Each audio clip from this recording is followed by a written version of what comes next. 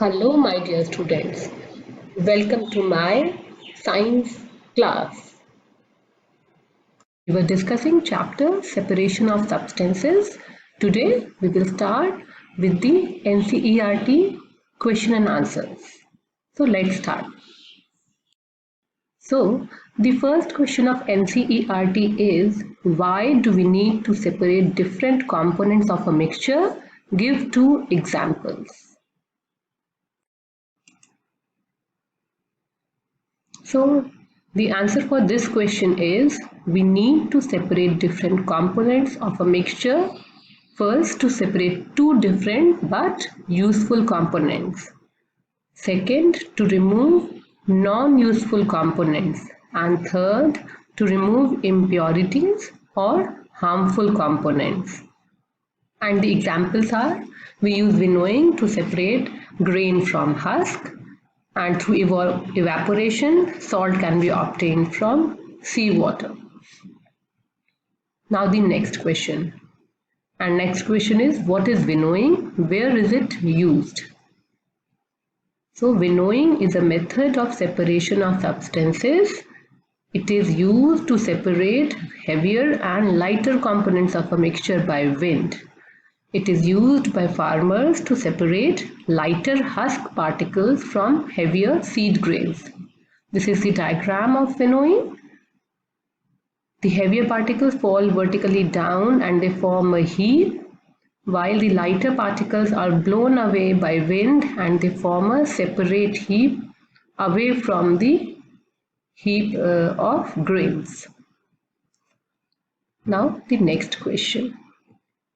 How will you separate husk or dirt particles from a given sample of pulses before cooking? So the answer is, to separate husk, first winnowing is done.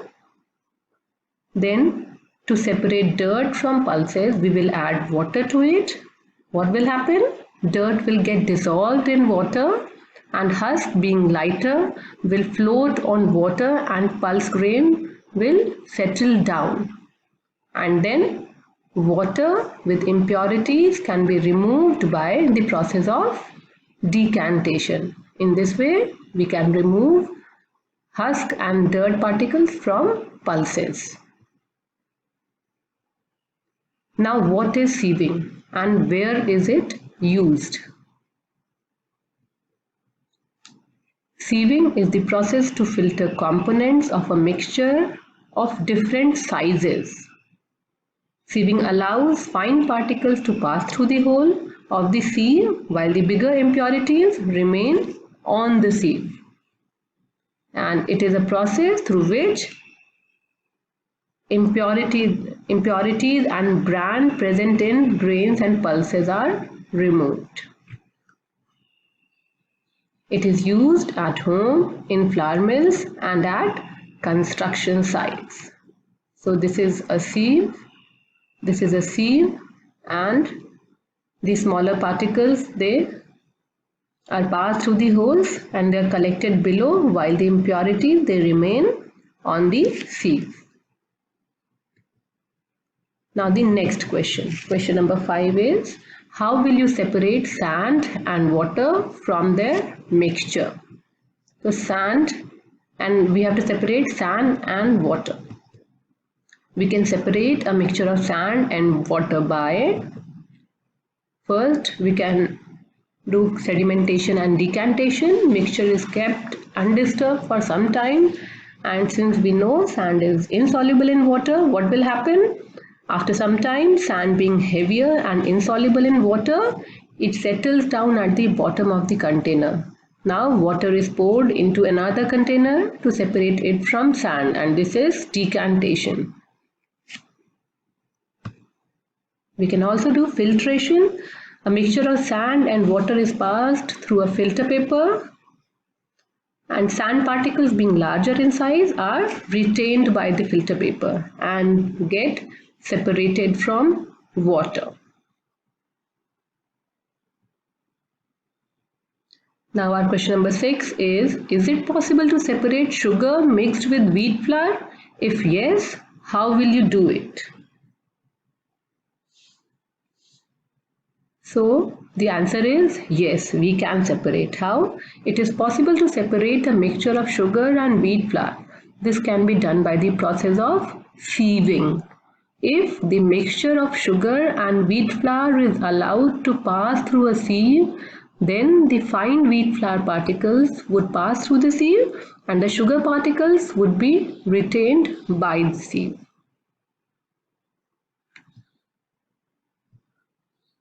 Next question is, how would you obtain clear water from a sample of muddy water? And these are the different steps. First, we have to allow muddy water to stand undisturbed in a container. Then what will happen? Muddy water, the mud settles at the bottom of the container as it is insoluble and heavier than water. And this process is called as sedimentation. Upper layer is clear water. Now pour the clear water gently in another container and this is called as decantation. Now to remove finer impurities, we can filter this water again with the help of filter paper. This process is called as filtration. Now the next question, that is question number 8, is fill up the blanks.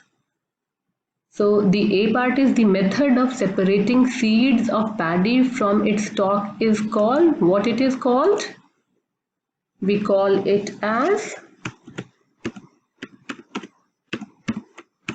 threshing.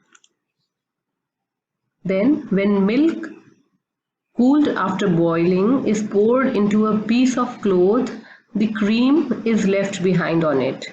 This process of separating cream from milk is an example of, what will be the answer? Filtration.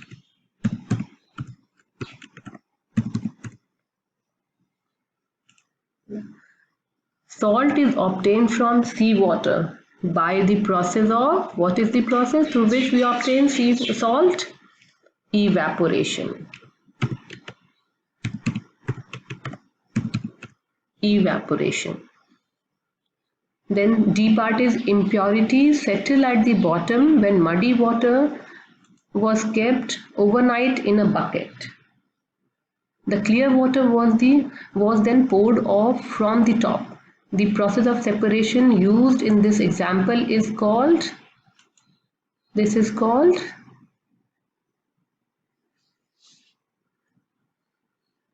impurities are settling down and we are removing it. So this is sedimentation and decantation.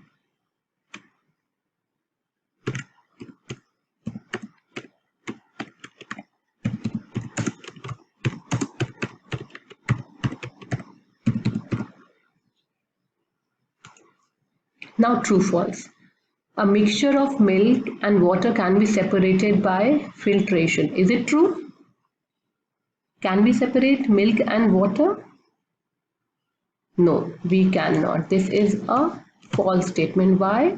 Because milk and water both are liquid and they are miscible in water. That means milk mixes completely with water. So we cannot separate. Filtration is a method to separate solid from a liquid. So we cannot. Here is the answer. I have written it like. Filtration is used for the separation of solid components of the mixture from liquid, but here both the components are liquid, so we cannot. Now, a mixture of powdered salt and sugar can be separated by the process of winnowing. Can we separate it by winnowing? Winnowing is the process in which two substances are separated on the basis of their weight. One is lighter and the other one is heavier. But here salt and sugar both are heavier. So the winnowing is used to separate heavier particles from the lighter particles which can be blown away by wind. But here both sand and sugar are heavy particles. So this will be true or false? It will be, this statement is also false. Now the next statement.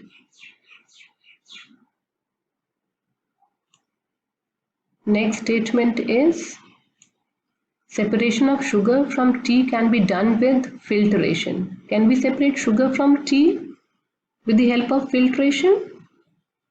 No, we cannot. This is also false. Why? Because sugar mixes completely in the tea, and in filtration we can only remove the solid impurities that are present in the liquid. So dissolved particles cannot be separated by filtration. This is the reason for why the statement is incorrect. Now the next one is grain and husk can be separated with the process of decantation. Can we separate grain and husk? No, we cannot. Because decantation is used to separate insoluble solid components from the liquid component, and here both are solid, so we cannot separate it. So this statement is also false. This statement is also false.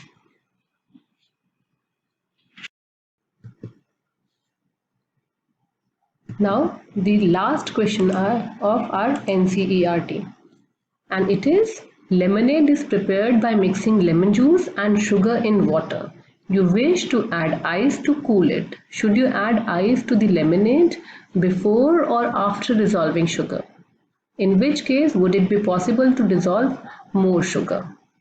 So the answer will be we should add ice after dissolving the sugar, because dissolving power of water decreases with decrease in temperature, and if we add ice, what will happen?